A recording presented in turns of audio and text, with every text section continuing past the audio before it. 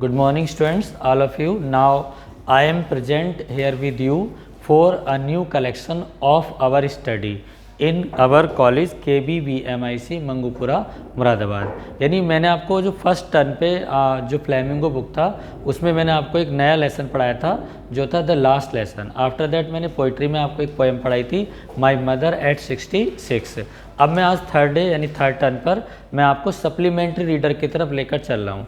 तो पहले हम जानेंगे बच्चों कि सप्लीमेंट्री क्या होता है। तो सप्लीमेंट्री को जैसे हमारा हिंदी में अगर हम देखें तो उसका अर्थ होता है पूरक, यानी सप्लीमेंट्री रीडर यानी कि पूरक सप्लीमेंट्री का। उसी सप्लीमेंट्री में जो CBSE बोर्ड है उसने हमें एक बुक दी, उस बुक का नाम उन्होंने रखा है विस्टाज। तो अच्छा नाम है विस्टाज। तो जैसे नाम सुनने में हमने पढ़ा फ्लैमिंगो, कोई पूछे फ्लैमिंगो को हम बता सकते हैं। आफ्टर दैट हम बता सकते हैं पोइट्री, और अब हमने विस्टाज का अध्ययन करना है। तो आज जो हमारा टर्न है मैंने यहाँ लिख दिया है 12th क्लास के लिए लेसन फर्स्ट है सप्लीमेंट्री। जो अपनी कॉपी में होमवर्क करेंगे PDF से तो आप देख लेंगे कि सप्लीमेंट्री रीडर में आज हमें राजवीर जी विस्टाज को पढ़ा रहे थे। यानी विस्टाज क्या है, ठीक है। तो विस्टाज एक बुक है जो हमारी फ्लैमिंगो में लगी हुई है। उसी विस्टाज में आज हमारा फर्स्ट लेसन है जिसका नेम है द थर्ड लेवल। अब हम अपने बच्चों मेन उद्देश्य पर आएंगे, यानी जो हमारा मेन पर्पज है स्टडी का उसको हम स्टडी करेंगे। Look at the board with me, यानी कि the name of the chapter in vistas supplementary reader the third level. Third level means third माने तृतीय या तीसरा, और लेवल मान होता है तल, अर्थात द थर्ड लेवल का मतलब हुआ तीसरा तल या तृतीय तल। अब तल क्या है? फर्स्ट लेवल हो सकता है, सेकंड लेवल हो सकता है, third level, fourth level, fifth level. तो ऐसे करके यहाँ पर आज हम थर्ड लेवल के बारे में पढ़ेंगे। तो इस स्टोरी में कोई लेवल नहीं बना हुआ था, बल्कि जो इसका नरेटर है, the narrator of the story the third level is a 31 year old gay या गाय बॉय नेम्ड चार्ली। यानी चार्ली नाम का एक 31 यानी 31 वर्ष का एक युवक, एक लड़का होता है जिसका नाम चार्ली है, ठीक है। वो अपनी इमेजिनेशन वर्ल्ड में खोया रहता है, यानी he is lost in the world of his own imagination. अपनी खुद की कल्पना के संसार में खोया रहता है, इसलिए वो एक अपना इमेजिन करता है अपने माइंड में थर्ड लेवल की। Is that clear? मैंने आपको बताया कि वहाँ पे कोई लेवल नहीं है, कोई तल नहीं है, केवल it is the imagination, it is only the imagination of the narrator's mind, यानी नरेटर के मन की केवल एक क्या है, उपज है, ठीक है। तो यहाँ पर थर्ड लेवल में जो लड़का होता है, यहाँ पर मैंने स्केच बना रखा है ये, यानी चार्ली। ये जो स्केच आप यहाँ देख सकते हैं, यानी this is the sketch of Charlie. तो जो हम स्टोरी को शुरू करेंगे, जो चार्ली नाम का लड़का होता है, जो 31 ईयर ओल्ड लड़का है, वो पहले क्या करता है कि एक शाम को क्या होता है, यानी वन, यहाँ से मैं आपको स्टेप बाय स्टेप समझा रहा हूँ कि सपोज करिए यहाँ पर ये चार्ली नाम का एक लड़का है, ठीक है। You can see at the board, यहाँ पर ये चार्ली नाम का लड़का जिसका स्केच यहाँ पर बना हुआ है। ये एक दिन क्या होता है कि अपने काम से, मान लो यहाँ पर ये काम कर रहा है, किसी फैक्ट्री में वर्क करता है, किसी ऑफिस से वर्क करता है, तो ये अपने ऑफिस में वर्क करके एक शाम को, ठीक है, जो शाम हो रही होती है, शाम कैसी थी, it was a very fine evening. Is that clear? मान लीजिए यहाँ से वर्क करके जो चार्ली है वो शाम को अपने घर को पहुंच रहा होता है, ठीक। कहाँ से लौट रहा है वो? अपने घर से, यानी कि कहाँ से, अपने वर्क से। इसको हम इस तरह पढ़ सकते हैं, यानी कि the boy named Charlie is returning from his work to his home. अपने घर को जा रहा है, जैसा आप स्केच में देख सकते हैं। इसके पास यहाँ पर ये इसका सूटकेस है या बैग है इसके हैंड में, और इसका मतलब ये है कि लड़का जो है अपने घर को वापस जा रहा है। अब जब हम घर को वापस जाते हैं तो ट्रेन से जा सकते हैं, ठीक है, बाइक से जा सकते हैं, कार से जा सकते हैं, या ऑन फुट जा सकते हैं। ऑन फुट मतलब पैदल। तो ये लड़का जो होता है चार्ली, मैंने आपको बताया था, ये ऑफिस से अपने घर की तरफ जाता है, तो इस रास्ते में एक स्टेशन पड़ता है, ठीक है। यहाँ पर मैंने लिखा है सीन। तो वो जो सीन है कहाँ का है? Grand central Station in New York city, यानी न्यूयॉर्क सिटी में एक प्लेस होता है, उस प्लेस का नेम क्या है? Grand central station. Is that clear? तो Charlie decided to go his home by the subway, और सबवे क्या था उसका सही रास्ता? ग्रांड सेंट्रल स्टेशन, यानी कि वो ग्रांड सेंट्रल स्टेशन से होकर के अपने घर को जाने का डिसाइड करता है, ठीक है। अब जब वो डिसीजन ले लेता है, यहाँ से कहाँ से जाता है? अब पहला क्वेश्चन आ जाता है कि where was the narrator of the story Charlie going? कहाँ जा रहा था? To his home. कहाँ से? From where? फ्रॉम हिज कहाँ से, वर्क से। और which way did he decide to go, किस रास्ते से जाने का वो निर्णय करता है, तो यहाँ आप लिख सकते हैं grand Central station. Is that clear, जो न्यूयॉर्क सिटी में था। तो जब वहाँ से वो निकलता है चार्ली, तब वो अपने माइंड में इमेजिनेशन करता है। क्या इमेजिनेशन है उसकी, उसकी इमेजिनेशन ये होती है कि वो थर्ड लेवल में जाना चाहता है, यानी वहाँ पर 2 लेवल थे, but he decides to go to third level, यानी तीसरे तल से होकर गुजरता है। बट मैंने आपको शुरू में बता दिया था in the beginning of the story कि there is no third level, it is only the imagination of the narrator's mind, यानी केवल ये कहानीकार के मन की उपज है और कुछ भी नहीं है। Is that clear.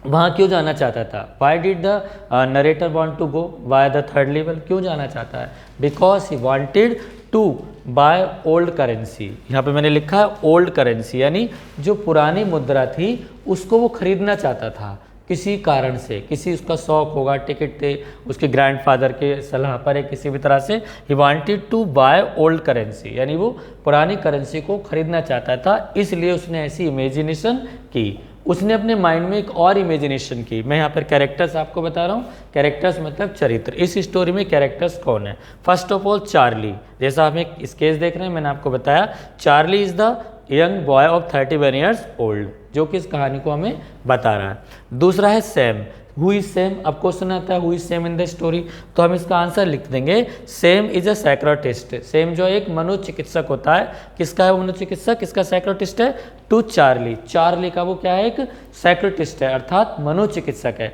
ये भी उसने अपने मन में कल्पना की, उसको ऐसा फील होता है चार्ली को कि जो उसका चिकित्सक है, जो उसको सलाह देता है, जो उसको अच्छी बात बताता है, सेम उसने उसको एक लेटर लिखा था और उस लेटर में उसको बताया था, इसलिए उसको ऐसा लगने लगता है कि वो जो कर रहा है वो सही है। ठीक है, फिर आफ्टर सम टाइम इंसिडेंट क्या थी, यानी जो इंसिडेंट मतलब घटना, जो घटना है इस स्टोरी की वो 1894 की है। कब की है बच्चों ये, 1894 में। यानी क्या घटना है, यानी जो चार्ली होता है वो 1894 की घटना में चला जाता है, यानी इमेजिनेशन करता है 2 इयर्स बैक अर्थात 2 वर्ष पहले के अपने माइंड में कि वह एक थर्ड लेवल पर जाना चाहता है, लेकिन ये केवल उसका एक भ्रम था, एक इमेजिनेशन थी जिससे वो बाहर निकलना चाहता था। लेकिन उसने उसको एंजॉय किया, किस तरह से एंजॉय किया, अपने साइकोलॉजिस्ट की सहायता से, जिसका नाम था सैम। ठीक है, अब यहाँ पर आता ओल्ड करेंसी, मैंने आपको बता दी। तो फर्स्ट डे क्या हुआ, when the narrator Charlie was going to his home from his work, ठीक है, he decides to go by the Grand Central Station tunnel, एक गुफा से होकर के वो जाना चाहता था, इस कारण से उसने वो रास्ता चुना। फिर क्या होता है वहाँ पर, यानी अब हम चलेंगे स्टोरी की तरफ। स्टोरी में क्या था, this is a story of the imagination of man's, ये लिख सकते हैं this is the story of modern man's fear and insecurity. Fear माने क्या होता है बच्चों, डर, यानी फियर एंड इनसिक्योरिटी। ये जो कहानी है यानी आज के आधुनिक मानव की, यानी जो हमारा आज का आधुनिक मानव है, मनुष्य है, वो क्या है इस स्टोरी में क्या प्रेजेंट किया है, यानी कि उसका फियर यानी डर और इनसिक्योरिटी माने असुरक्षा।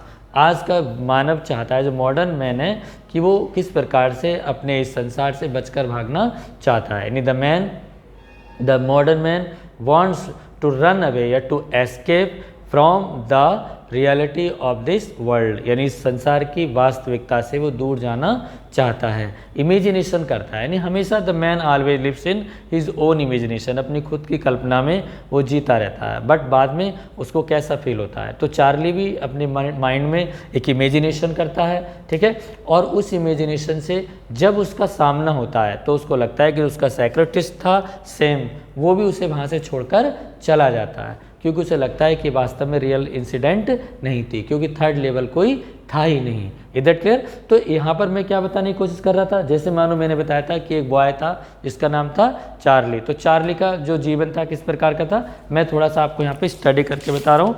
फर्स्ट जो इसकी स्टोरी थी, यानी introduction to the lesson, the third level tells the story of a 31 year old guy named Charlie, यानी जो कहानी है वो 31 वर्ष के एक बालक यानी एक लड़के, इसका नाम चार्ली है, तो उसकी कहानी को बताता। वन फाइन इवनिंग, एक सुंदर सी शाम को, जैसे मैंने अभी आपको वर्णन किया था, while returning home from his work, जब वो अपने घर लौट रहा था काम से, he decides to take out the subway from the Grand Central Station in New York City. He finds himself on the third level of the Grand Central Station. वो अपने आप को पाता है ग्रांड जो सेंट्रल स्टेशन था उसके third level पर वो खुद को इमेजिन करता है. कम्स आउट ऑफ इट, वह इससे बाहर निकलता है to buy old style currency, यानी पुराने ज़माने की मुद्रा को खरीदने के लिए. मैंने यहाँ पर लिखा भी था, अभी बताया था, अब मैं थोड़ा रीड करके आपको बता रहा हूँ ताकि आपकी समझ में अच्छे से आ जाए. But he can never again find the place, लेकिन वो उस स्थान को दोबारा कभी भी प्राप्त नहीं कर सकता है. क्यों?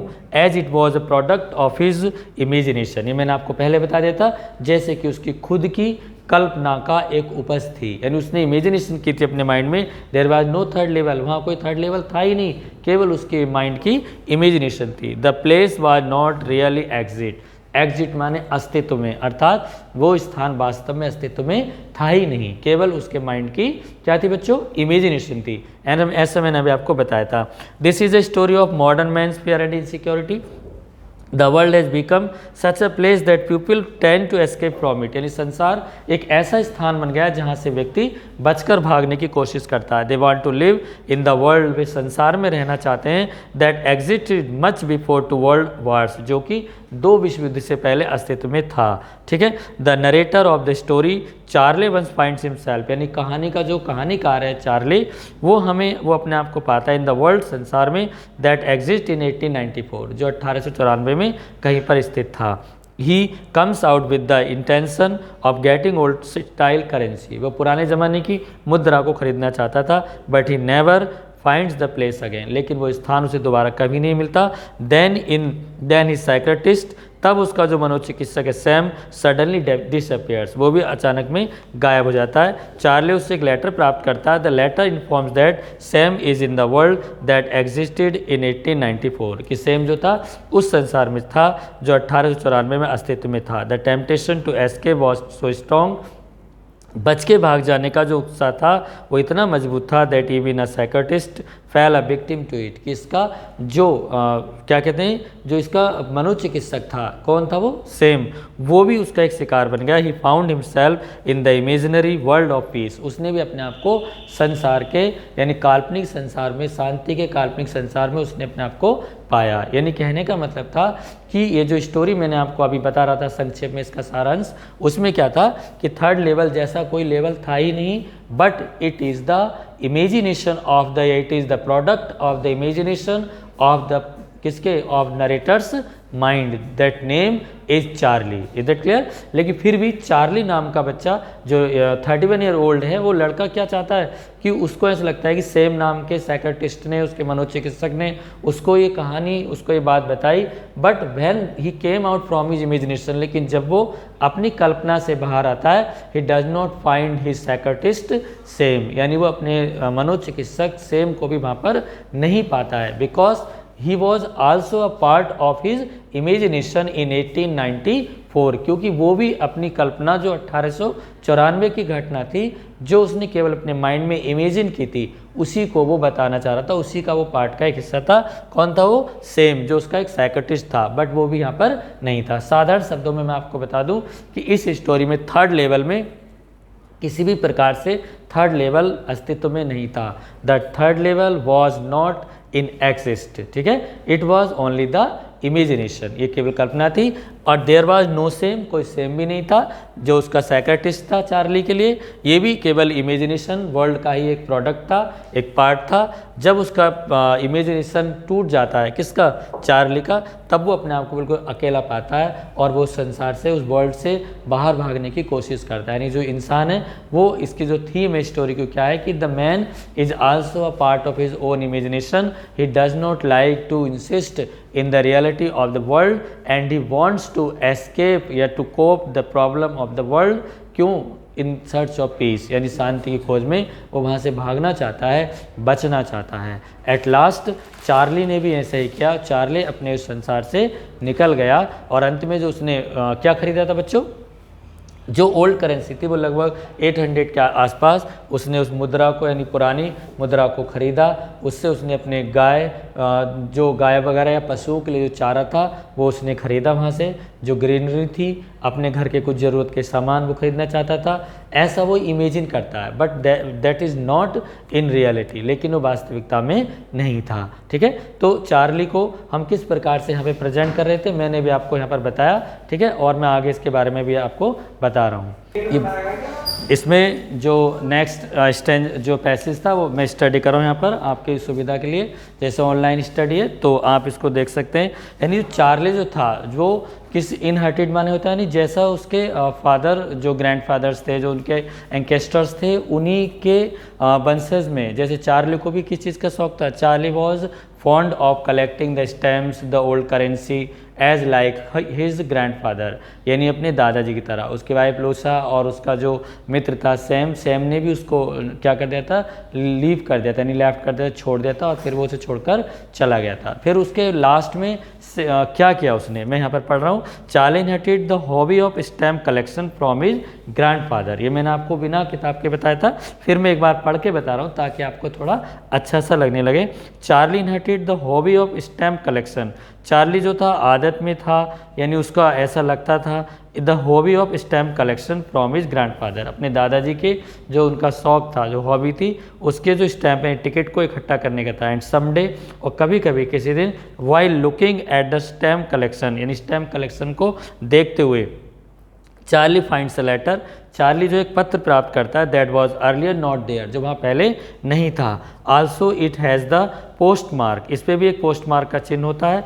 On a faded 6 cent stamp with a picture of President Garfield. Further the envelope read as 18 July 1894 to Charlie's grandfather in Galesburg and it addresses Charlie, यानी चार्ली को एड्रेस दिया गया था, संबोधन दिया गया था कि वो किस प्रकार से अपने घर को वापस लौटने के लिए प्रयास करता है। जो उसका प्लेस क्या था, गैल्सबर्ग, यानी गैल्सबर्ग में वो वापस चला जाता है, और गैल्सबर्ग में वापस जाने के बाद में वहाँ पर अपना वर्क स्टार्ट करता है। उसने लगभग कितने डॉलर्स को बैक किया था, यानी कि in the latter you know बाद में, Sam tells in the letter, यानी जो उसने पत्र उसको मिला था, क्या था, Sam tells Charlie, Sam tells को बताता है। सैम कौन था, मैंने यहाँ आपको बताया था, Sam is the secretist to Charlie. जो पत्र था, एक पत्र मिलता है उसको, सपोज करिए जैसे चार्ली को एक पत्र मिला है, मैं आपको ये दिखा रहा हूँ, जैसे मान लो ये लेटर है, ठीक है, तो चार्ली को एक जो ये चार्ली नाम का जो पिक्चर यहाँ बनी हुई है, उसको एक लेटर मिलता है। ठीक है बच्चों, अब इस लेटर में, ये लेटर किससे मिला था,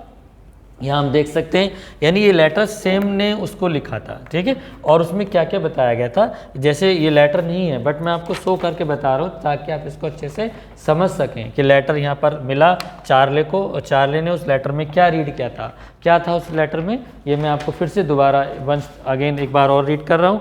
यानी Charlie in the letter, Sam tells Charlie, Sam Charlie को बताता है that he has reached Galesburg, कि वो गैल्सबर्ग पहुंच चुका है। एंड ही इनवाइट्स चार्ली, और वो चार्ली को निमंत्रित करता है। एंड लूसिया, और लूसिया को, लूसिया कौन थी, लूसिया उसकी वाइफ थी चार्ली की। देयर वहाँ पर आफ्टर गोइंग टू स्टैम्प को प्राप्त करने के लिए जाने के बाद, एंड कॉइन शॉप, और कॉइन मतलब जो सिक्के वगैरह उस समय चलते थे, उनकी शॉप पर जाने के लिए, ही गेट्स टू नो, वह जानना चाहता है that same exchange $800 for old currency, कि सेम ने जो है $800 को किस में एक्सचेंज कर लिया था, एक ओल्ड करेंसी में। ओल्ड करेंसी मतलब जिस पुरानी मुद्रा को चार्ली खरीदना चाहता था, उस पुरानी मुद्रा में सेम जो उसका सेक्रेटिस्ट था, उसने 800 करेंसी को किस में चेंज कर लिया, ओल्ड करेंसी में। यानी $800 को उसने फॉर ओल्ड करेंसी, पुरानी करेंसी में एक्सचेंज कर लिया, बदल लिया। विल्स टू एस्टेब्लिश, स्थापित करने के लिए, हिज बिजनेस, अपने व्यापार को, इन गैल्सबर्ग में। बिसाइड्स, इसके अलावा, Sam was none other than Charlie's secretist, इसके अलावा यानी जो सैम था वो कुछ नहीं था, कोई दूसरा प्राणी था ही नहीं सिवाय किसके, यानी कि द सेक्रेटिस्ट टू चार्ली, यानी चार्ली के एक मनोचिकित्सक के अलावा। अर्थात ये कहने का मतलब है, I mean to say for you that there was nothing reality in the story, the third level, only the third level is the imagination of the narrator, Charlie's mind। ठीक है, और जो लड़का दूसरा जो साइकेट्रिस्ट था वो भी केवल उसके माइंड की एक उपज था। Even the psychiatrist also escaped from that world, यानी जो मनोचिकित्सक उसको आज तक सपोर्ट कर रहा था चार्ली को, वो भी उस स्टोरी से चला जाता है। तो कहने का मतलब है कि अब यहाँ पर आप जो क्वेश्चन स्टडी करोगे मैं आपको पीडीएफ के माध्यम से भेजूंगा।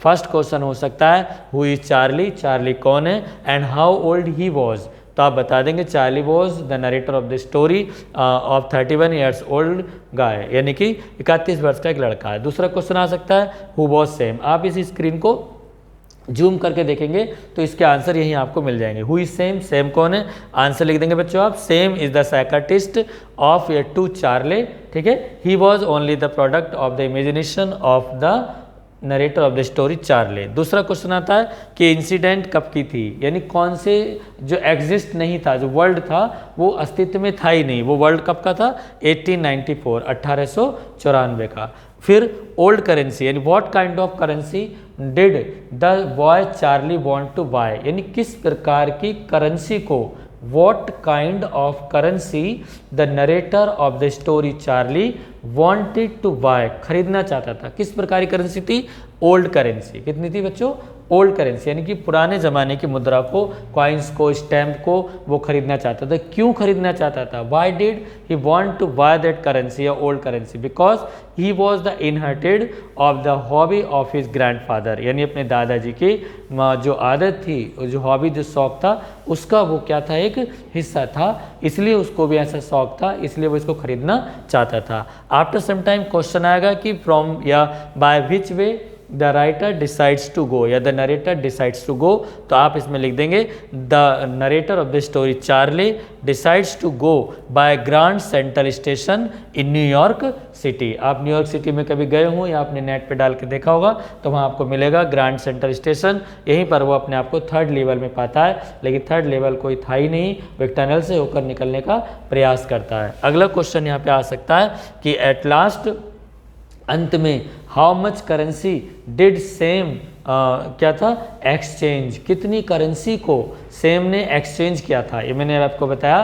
तो इसका आंसर होगा, its answer will be there for you, यानी कि Sam the psychiatrist of Charlie exchanged $800 to old currency. कितने बच्चों, $800 को वो ओल्ड करेंसी में चेंज करता है, एक्सचेंज करता है, ओनली टू एस्टेब्लिश, क्या करने के लिए, वो एस्टेब्लिश करना चाहता है अपने बिजनेस को, अपने वर्क को, ठीक है, और वहाँ पर अपना कार्य करना चाहता है, जो भी उसका वर्क है, फ्रॉम जो उसने इच्छा व्यक्त की थी, जो अपनी उसके हार्ट की विशेष थी, किसकी, चार्ली की। और सेम कौन था, same was not another person, same is only the imagination of the world of the narrator of the story Charlie, यानी चार्ली की जो कहानी है, जो कहानीकार है चार्ली, उसकी जो कहानी है द थर्ड लेवल, उसमें एक वर्ल्ड उसने इमेजिन किया है, उस वर्ल्ड में वो अपने आप को पाता है, थर्ड लेवल को पाता है, और अपने एक साइकाट्रिस्ट सेम को पाता है। लेकिन बाद में वो देखता है, जैसा शुरू में बिल्कुल लाइन बताई थी, द प्यूपिल, यानी कि it is the story of modern